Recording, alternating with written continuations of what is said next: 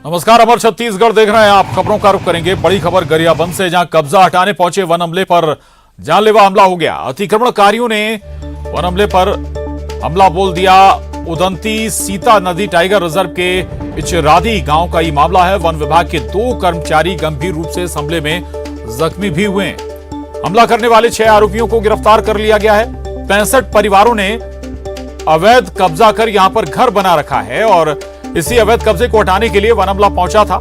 मौके पर डीएफओ वरुण जैन भी मौजूद रहे। तो ये तस्वीरें भी सामने आई हैं। बड़ी खबर है ये गरियाबंद से, जहां पर करीब 65 घर अवैध तरीके से कब्जे कर बनाए गए हैं ग्रामीणों के जरिए। और जब इन्हें हटाने के लिए वन अमला पहुंचा तो वन अमले को निशाना बनाया गया, उस पर जानलेवा हमला कर दिया गया। और उदंती सीता नदी टाइगर रिजर्व के इचरादी गांव का ये मामला है। वन विभाग के 2 कर्मचारी इस जानलेवा हमले में बुरी तरह से जख्मी भी हुए हैं। हालांकि हमला करने वाले सभी जो 6 आरोपी हैं उन्हें गिरफ्तार कर लिया गया है। बताया जा रहा है कि कुल 65 परिवारों ने अवैध कब्जा कर यहां पर घर बनाया हुआ है और इन्हीं घरों को हटाने के लिए वन अमला पहुंचा हुआ था। अवैध कब्जे को हटाने के लिए वन अमले ने कार्रवाई शुरू की थी, लेकिन तभी ग्रामीणों ने इन पर जानलेवा हमला बोल दिया।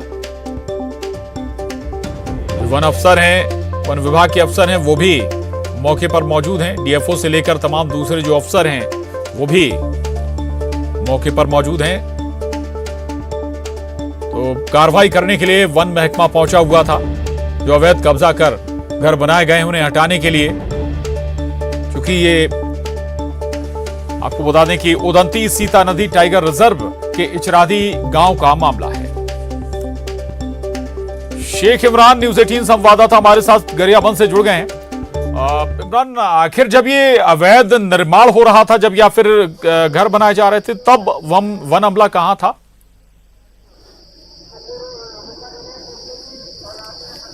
जी देखिए, करीब बताया जाता है कि 2008 से ही ये धीरे धीरे करके अवैध अतिक्रमण जो है उदंती सीता नदी टाइगर रिजर्व क्षेत्र के जंगल में हरे भरे पेड़ को काट कर रहे थे। और जब इसकी जानकारी यहाँ पर जब नए पहुंचे डीएफओ वरुण जैन को मिली, तो लगातार इनको नोटिस दिया गया कि उस जगह को खाली कर दिया जाए। और नोटिस देने के बाद जब ये जगह खाली नहीं किए तो वन विभाग ने अतिक्रमण हटाने के लिए कार्रवाई शुरू की और अब तक करीब 800 हेक्टेयर जमीन ये खाली करवा चुके हैं। और इसी तरह जब इदराची गांव में गए, तब वहां मौजूद लगभग 65 जो घर बने हुए हैं उसे हटाने लगे, तो वहां के कुछ ग्रामीण जो है वन अमला पर हमला कर दिए, जिससे 2 कर्मचारी बुरी तरीके से घायल हो गए। एक के सिर पर तो एक के पैर पर चोट आई हुई है। और कुछ देर के लिए जब हमला किए तो वहां पर अतिक्रमण रोक दिया गया था, लेकिन वहां पर पहुंचे उदंती सीता नदी टाइगर रिजर्व के उप निदेशक वरुण जैन ने कहा कि वहां से अतिक्रमण हटा कर ही रहेंगे, क्योंकि ये लंबे समय से बाहर से आकर बस्तर और उड़ीसा के लोग यहाँ पर आकर अतिक्रमण कर रहे थे, जिन्हें लगातार समझाइश दिया गया। और जब अतिक्रमण हटाने लगे तो खुद काफी लोग यहाँ तालाबंदी कर घर छोड़कर चले गए, लेकिन वहाँ कुछ लोग मौजूद थे जो वहाँ पर वन अमला पहुंचे तो ये हमला करना शुरू कर दिया। और जैसे तैसे 6 आरोपियों को वन विभाग ने पकड़ा है और फिलहाल अतिक्रमण हटाने की जो कार्रवाई है प्रशांत जी, वो अभी फिलहाल और जारी कर दिया गया है। जी प्रशांत जी। बिल्कुल बिल्कुल, तो कार्रवाई लगातार जारी है। शुक्रिया आपका शेख इमरान इस पूरी जानकारी के लिए। तो गरियाबंद में दरअसल 65 परिवारों को हटाने के लिए वन अमला पहुंचा हुआ था और जब वन अमला पहुंचा तो फिर जानलेवा हमला इन परिवारों ने कर दिया। लेकिन कार्रवाई अभी भी जारी है। जो अवैध कब्जा बाहर से आकर लोगों ने किया है, यहां पर घर बना लिए हैं।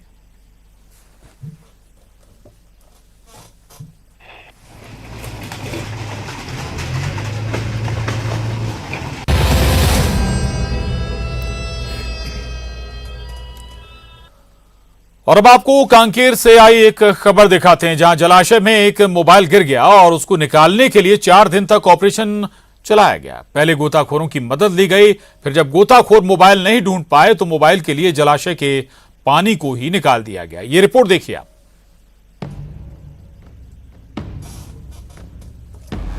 मोबाइल के लिए कुछ भी करेगा।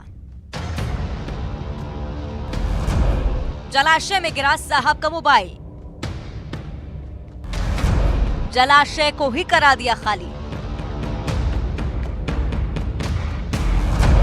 गर्मी का मौसम, पानी की बर्बादी।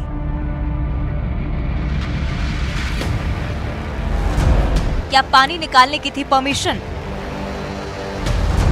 साहब की मनमानी कितनी सही?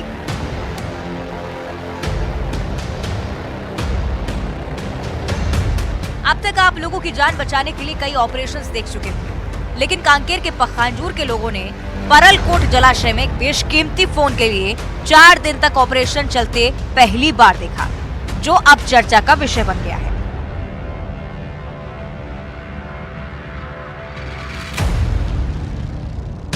फोन को पानी से निकालने के लिए सोमवार से ऑपरेशन शुरू किया गया, जो गुरुवार तक चला।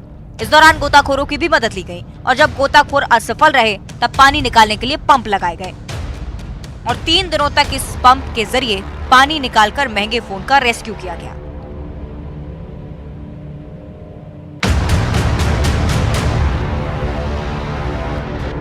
आपको जानने की उत्सुकता जरूर होगी कि आखिर ये मोबाइल किसका था। ये मोबाइल पखांजूर के फूड इंस्पेक्टर राजेश विश्वास का था। ये यहाँ पर पिकनिक मनाने के लिए पहुंचे थे। इसी दौरान परलकोट जलाशय के स्केल बाय के पास उनका महंगा मोबाइल पानी में गिर पड़ा। इसके बाद वो परेशान हो गए। पहले तो गोताखोरों को बुलाया गया और फौरन खोजने का अभियान शुरू हुआ, लेकिन गोताखोर साहब का मोबाइल खोजने में फेल रहे और फिर उन्होंने पंप मंगवाए और जलाशय को ही खाली कराने लगे। 30 HP के मोटर पंप से जलाशय खाली होने लगा और तब जाकर उनका महंगा मोबाइल फोन निकाला गया। फूड इंस्पेक्टर के मोबाइल के लिए पानी की बर्बादी कई सवाल भी उठा रही है। ये जलाशय जल संसाधन विभाग के अंतर्गत आता है। क्या पानी निकालने के लिए विभाग से परमिशन ली गई थी? भीषण गर्मी में एक तरफ जहां जल संकट रहता है, वहीं दूसरी तरफ पानी की ये बर्बादी कहां तक सही है? वहीं दूसरी तरफ ये फूड इंस्पेक्टर अपने कारनामों के कारण पहले भी विवादों में रहे हैं। स्वयं के राशन कार्ड के चावल में गड़बड़ी के मामले में वे एक बार सस्पेंड भी हो चुके हैं और अब अपने महंगे फोन के लिए 4 दिन का ऑपरेशन चलाकर एक बार फिर से चर्चाओं में आ गए। अब तक आप लोगों ने इंसानों को बचाने के लिए रेस्क्यू तो सुना होगा, लेकिन मोबाइल फोन को ढूंढवाने के लिए रेस्क्यू कराने की बात आज तक आपने कभी नहीं सुनी होगी। परलकोट क्षेत्र के जलाशय से ऐसा ही एक मामला सामने आया है, जहां पर छुट्टी मनाने गए फूड इंस्पेक्टर का मोबाइल जलाशय के स्केल बाई में गिर जाता है। उसके बाद मोबाइल के मोह में फूड इंस्पेक्टर के द्वारा जलाशय के स्केल बाई से मोबाइल को ढूंढवाने की प्रक्रिया चालू होती है। पहले तो गोताखोरों को लगाया जाता है, लेकिन गोताखोर जब मोबाइल ढूंढने में नाकाम होते हैं तो जल संसाधन विभाग के एसडीओ से परमिशन लेकर स्केल बाई के पानी को निकालने के लिए प्रक्रिया शुरू होती है और इस तरीके से फूड इंस्पेक्टर के द्वारा मोबाइल के मोह में जलाशय का पानी खाली कर दिया जाता है। इस प्रकार की घटना परलकोट क्षेत्र के परलकोट जलाशय में देखी गई। खेमनारायण शर्मा, न्यूज 18 कांकेर। और आपको सुनवाते हैं मुख्यमंत्री भूपेश बघेल क्या कुछ कह रहे हैं इस वक्त। देखिए, लगातार हम लोग तो जो जीएसटी क्षतिपूर्ति की बात कर रहे हैं, उसको बढ़ाने की बात है। जो कोल रॉयल्टी है, जो हमारा पैसा रुका हुआ है, उसको वापस करने की बात है।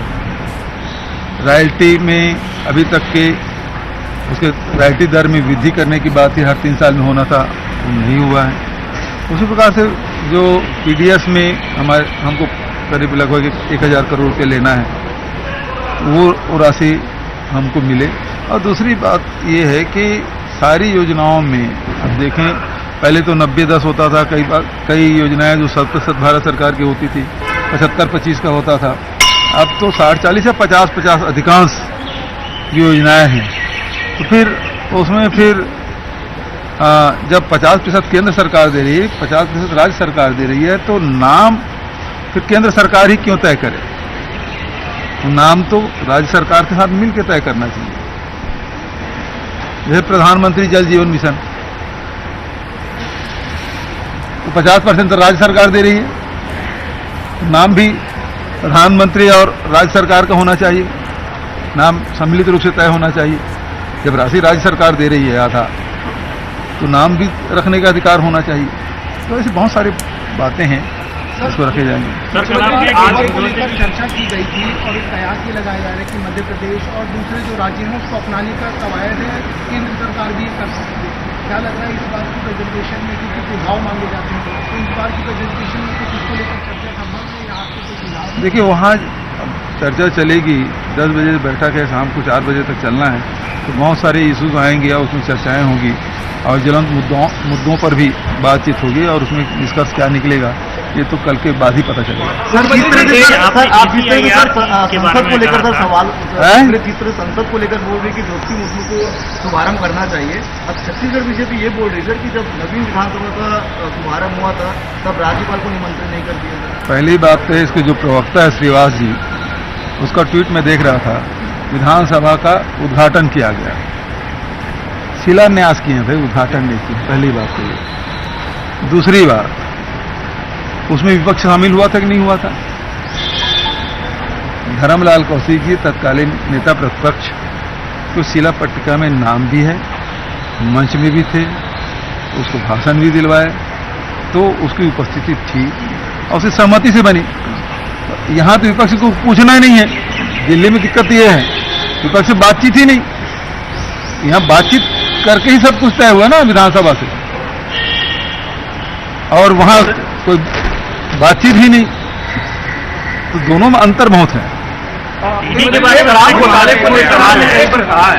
शराब घोटाले को एक फूड इंस्पेक्टर के संबंध में जानकारी आई, आपका जो व्यक्तित्व है, आप इस तरह की चीजें बर्दाश्त नहीं करेंगे, क्या करेंगे? उसको सस्पेंड कर दिया गया।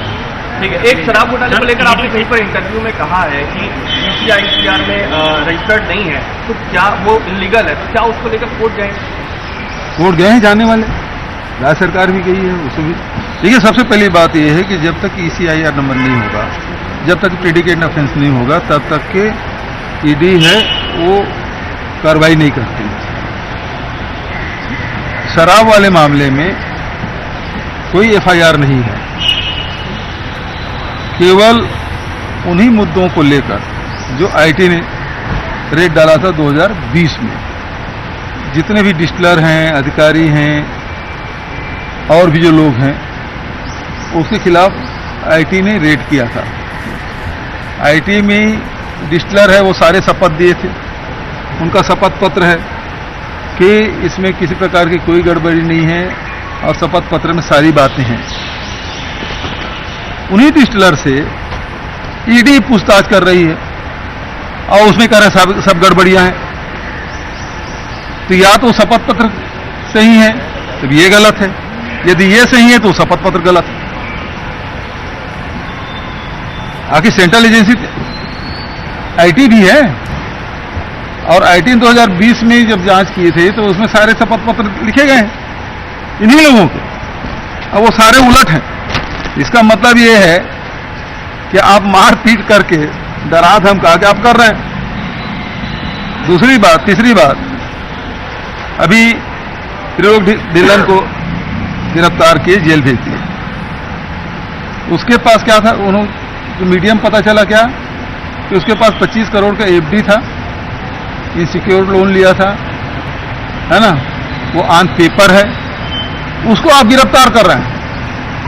और वहीं एक डिस्टिलर के यहां छापा डालते हैं और 26 करोड़ का आप जेवर पकड़ते हैं, 26 करोड़ का, वो गवाह बने हुए हैं। ये ED का काम करने का तरीका है। तो यदि पहले कोई लाभ की स्थिति में है तो डिस्टिलर है, क्योंकि वहीं से बोतल बदलना है, वहीं पे होलोग्राम चेंज होना है, वहीं पे बिना टैक्स पे बोतलें निकलेगी, कहां निकलेगी? फैक्ट्री से। तो सबसे पहले फायदा किसको हुआ? डिस्टिलर को, ठीक है ना? डिस्टिलर सब गवाह बने हुए हैं। ये ED का काम करने का तरीका। यही सवाल है, ED के जितने कार्रवाई है वो खुद ही अपने आप प्रश्नवाचक चिन्ह छोड़ के जा रहे हैं। ये इसका मतलब यह है कि आपका मेलाफाइड इंटरेस्ट है, आप दुर्भावनापूर्ण कार्रवाई कर रहे हैं, सीधी सी बात। आप निष्पक्ष होकर कार्रवाई नहीं कर रहे हैं, नहीं तो सबसे पहले तो डिस्टिलर अंदर होना था। कोयले घोटाले मामले में भी आपने कहा है कि 52 माइंस है, और लेकिन SSL के लोगों से बिल्कुल सही बात है। ये छत्तीसगढ़ में प्राइवेट माइंस है कितने? एक जिंदल का है, एक जिंदल का है, सारडा का है, 2 प्राइवेट हैं, 2 राज्य सरकारों के हैं, एक राजस्थान गवर्नमेंट है, एक छत्तीसगढ़ गवर्नमेंट का है। बजट तो सब ACCL का है। तो यदि कोयले में कोई घोटाला हुआ है तो बिना ACCL के अधिकारी के बिना कैसे हो सकता है? तो आपको एक भी नहीं पूछ रहे हैं। खदान किसके पास है? सुरक्षा किसकी जिम्मेदारी है? वहां से गाड़ियां किसके देखरेख में निकलती है? ACCL के। खदान उसका है। तो किससे आपने पूछा भाई? एक से सवाल पूछें। तो आपका उद्देश्य केवल राज्य सरकार को बदनाम करना, अधिकारियों को बदनाम करना, लोगों को बदनाम करना, सरकार को बदनाम करना और लोगों को प्रताड़ित करना। सर, अमित शाह का एक बयान आया कि 300 सीटों के साथ फिर प्रधानमंत्री नरेंद्र मोदी एक बार देश को सत्ता देंगे। अब वो तो छत्तीसगढ़ में आए थे, 65+ की बात बोले थे, 68 सीट हम जीते थे। झारखंड भी हो गए थे, हम लोग आमने सामने थे, वहां भी गए। हिमाचल प्रदेश में पूरा नड्डा जी, प्रधानमंत्री जी, गृह मंत्री जी सारे लोग गए, वहां उसकी सरकार नहीं बनी। कर्नाटक में उसमें खैर एक ही दिन जा पाया। पूरी ताकत वहां लगाए, बजरंग बली के नारा लगाए, लेकिन बजरंग बली हमारे साथ बजरंग तो मुख्यमंत्री भूपेश बघेल को सुन रहे थे आप। कई मसलों पर न केवल GST क्षतिपूर्ति पर बल्कि केंद्रीय योजनाओं पर भी उन्होंने अपने बात रखी है। आगे बढ़ेंगे। रायपुर से बड़ी खबर है। मोबाइल के लिए जलाशय से पानी खाली कराने के मामले में कांकेर के मोबाइल गुम वाली खबर पर रमन सिंह ने ट्वीट किया है। लिखा है, अधिकारी प्रदेश को पुश्तैनी जागीर समझ बैठे हैं। अधिकारी ने मोबाइल के लिए 21 लाख लीटर पानी बाहर निकाल दिया। इतने में 1,500 एकड़ खेत की सिंचाई हो सकती थी। फूड इंस्पेक्टर ने मोबाइल ढूंढने जलाशय खाली कराया था। इसी पर सवाल उठाया है डॉक्टर रमन सिंह ने।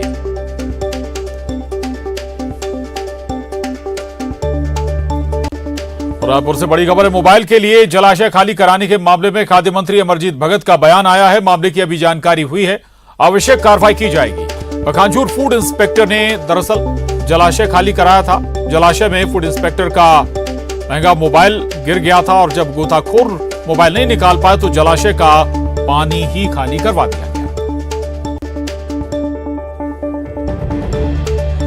पार्टी मनाने गए थे, उनका मोबाइल गिर गया था, जिसके चलते 21,000 लीटर से ज्यादा 21 लाख लीटर से ज्यादा पानी खाली करा दिया गया। ये विषय अभी मेरे संज्ञान में आप लोगों के माध्यम से आया है। इसके पहले किसी ने भी हमारे संज्ञान में इस बात को नहीं लाया है, ना ही कोई शिकायत प्राप्त हुई है। मैं ज़रूर इसका संज्ञान लूँगा और जो तथ्य आएंगे उसके अनुसार मैं इस पर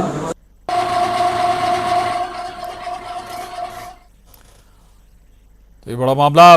दरअसल जलाशय का पानी केवल इसलिए खाली करा दिया गया था कि केवल अफसर का जो फूड इंस्पेक्टर थे उनका मोबाइल जलाशय में गिर गया और गोताखोर उसे निकाल नहीं पाए। तब अफसर के कहने पर पूरे जलाशय को ही खाली कर दिया गया ताकि मोबाइल खोजा जा सके। हालांकि यह भी कहा जा रहा है कि इस पर कोई परमिशन भी नहीं ली गई संबंधित महकमे से और इसी के बाद अब इस पर सियासत भी शुरू हो गई है। विपक्ष ने भी इस पर सवाल उठाए हैं और दूसरा सरकार के मंत्री भी कह रहे हैं कि अब संज्ञान में आया है और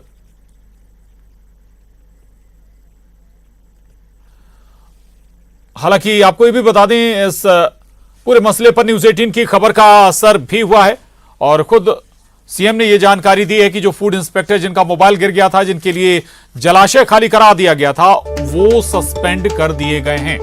फूड इंस्पेक्टर को सस्पेंड कर दिया गया है। दरअसल गर्मी के सीजन में बड़े जलाशय को खाली केवल इसलिए करा दिया गया था क्योंकि मोबाइल गिर गया था। अब आरोपी फूड इंस्पेक्टर को सस्पेंड कर दिया गया है। कार्रवाई हुई है। न्यूज़ 18 की खबर का ये बड़ा असर है और न्यूज़ 18 की खबर पर फूड इंस्पेक्टर को सस्पेंड किया गया और खुद जानकारी मुख्यमंत्री भूपेश बघेल ने ये दी है इस पूरे मामले पर। विपक्ष ने भी इस मसले पर सवाल थे अफसरों पर और न्यूज़ 18 ने इस खबर को प्रमुखता से दिखाया था और अब जाकर इस मामले में न्यूज़ 18 की खबर पर एक्शन भी हो गया है, कार्रवाई भी हो गई है। फूड इंस्पेक्टर को सस्पेंड कर दिया गया। और इसके साथ ही इस बुलेटिन में बस इतना ही। खबरों का सिलसिला लगातार